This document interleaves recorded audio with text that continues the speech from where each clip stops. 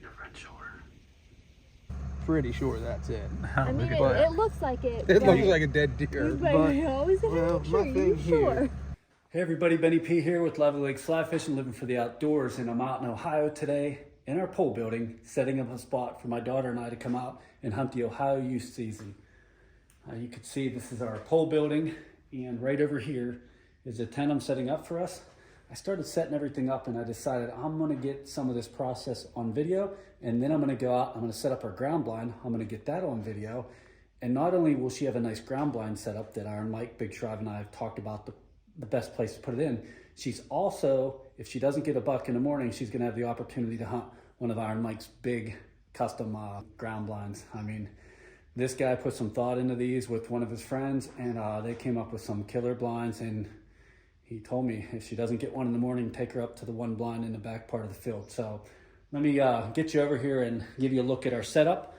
Before I give you a look at our setup, I do want to show you, this is Iron Mike right here. This is his setup. Let's go over to next setup. There's the Big Shrive setup in the pole building. And I got to do a little more luxury. Shrive told me put that tarp up top to try to keep some of the heat in. We have some electric. We don't have running water here, and I'll take a little mini space heater and put in here. But here's my setup so far. I'm gonna make a luxury tent, and she's gonna get one heck of a guided hunt by her dad here. And I think Iron Mike's coming out Saturday as well. So this kid is in luck. But let me finish my setup and then I'll give you a look at it.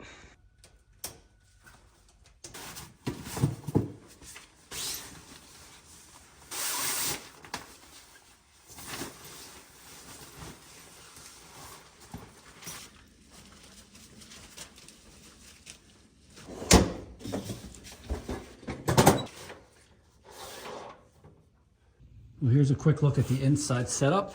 You see Jillian's tank cot, and she'll leave this open, but she's gonna stay plenty warm in there. Inside on the bottom is one of those memory foam mats that'll keep her warmth against her. And then I have a Maramot sleeping bag for her, freestyle rocker, so she can sit up, put her phones, and kids with the electronics, she'll have everything over here. And then my side, I have a cot, sleeping bag. We'll bring pillows and more blankets and all that.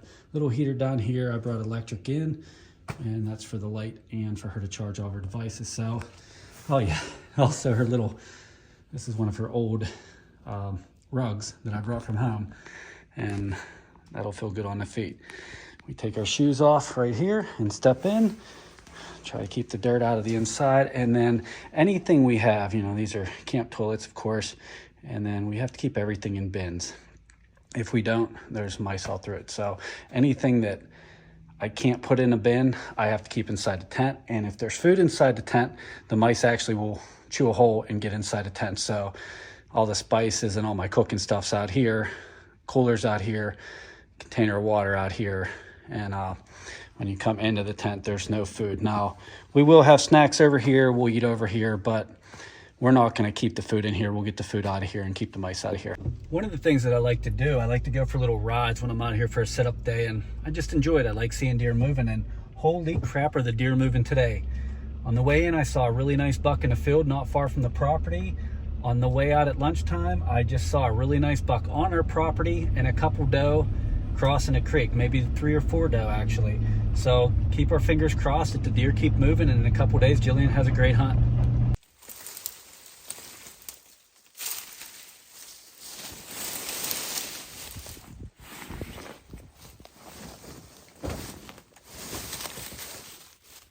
There it is, all ready to go. I got the ground blind set up and ready. It's nestled in underneath all this yucky stuff over here. And to make it fun for her, I put a couple bright eyes up. I'll put a couple more on the way in. And then when she gets to the double bright eyes, she'll know she's at her spot. All right, we're out in Ohio. Jilly's chilling in the tent. I have to close that up. Iron Mike's over here cooking. Look at his gourmet meal. Getting ready tomorrow morning. Mike Coleman's bringing his son out, and we're gonna get these kids out on a hunt. Lasagna night.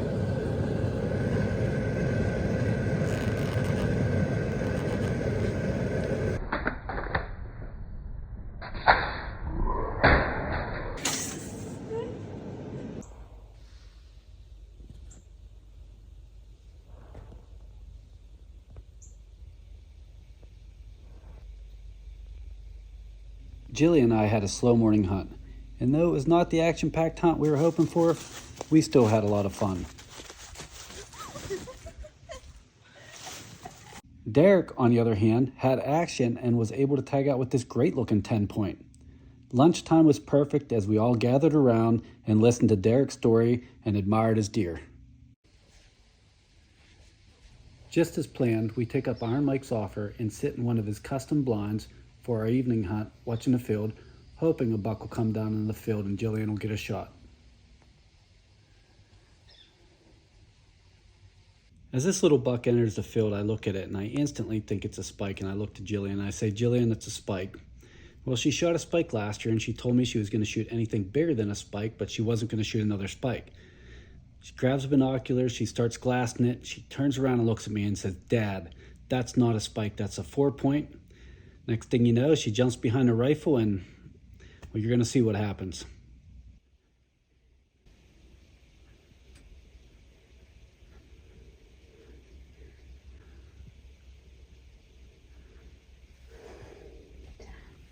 Take the safety off. Right in the front shoulder.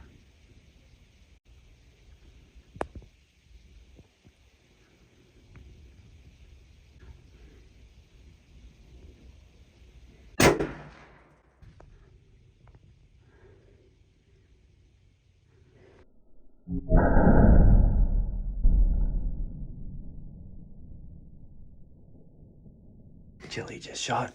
She shot a spike last year. Shot a 4-point just now. She's being silly. And we're gonna go look for this 4-point here in a few minutes. Hopefully we have a deer down. Okay, here's a deer hunter with Jilly's deer. We started tracking it and we noticed right away that there was good blood, but there was also some guts in with the blood. So originally we thought maybe she hit it in the heart, but it looks like she might have hit it back a little bit, and it probably came out the other side in a good spot. So we backed out and we have the neighbors coming over with their drone, and they're gonna see if they can locate the deer. Hey, Julia and Corey are here. They're gonna launch the drone and see if we can locate where Jillian's deer is. Corey's out of Hidden Acres Drone Deer Recovery. I'll put the number here. We just did a video of a deer recovery on our property, what, 2 weeks ago, week and a half ago? Yeah. Once he gets the drone up in the air, we're gonna go ahead and watch the monitor and see if we can find the deer. Was I blocking you? No, you're good. Oh, I thought you were taking a picture. No, getting a video of the drone with you in it, Doodle. Back farther.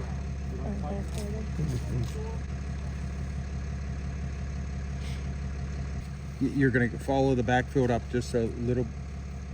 It probably cut in like right here. Okay. And it should be.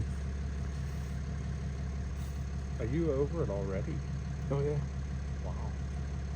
I brought it home just a little bit ago. I was out messing around and I brought it home. I had it at 50.9 miles an hour. It was running, coming back. Tough. It's right there. It's dead. I mean, you can tell. I'm pretty sure that's it. I mean, it looks like it. It looks like a dead deer. We'll see if we can wake it up. So you can go down on it? It's not waking up. Like, There it is. shining. Yeah. So that's 285 feet. That spotlight's on it. That's 285 feet up in the air yet. 285 feet. Let me get a little. So Corey and Julia found the deer in a couple minutes.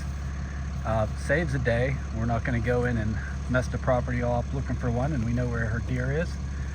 So there it is with the spotlight on it, and then we'll go to the infrared. Turn this off and go zoom out. You can see how far we are. That's 285 feet. We can zoom in on it. And then if you go to the zoom camera, turn this on, there it is. Thank you. Amazing. Thank you, guys. From a spike to a 4-point this year, let's go get your deer.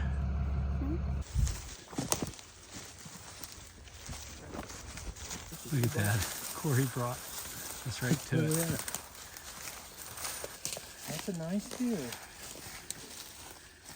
Oh, you didn't hit it bad.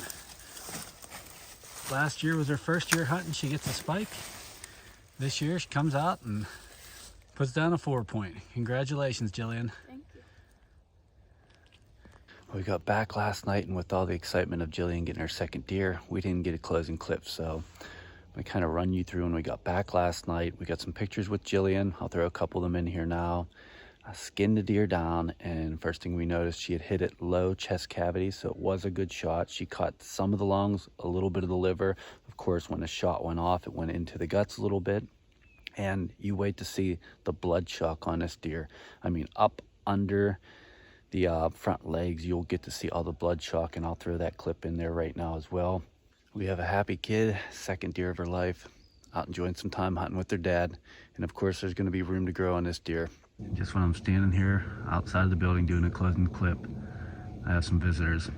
We'd like to thank everybody for following along. Special thanks to Julia and Corey for coming out and helping us recover Jillian's second deer. And until next time, best of luck in the outdoors.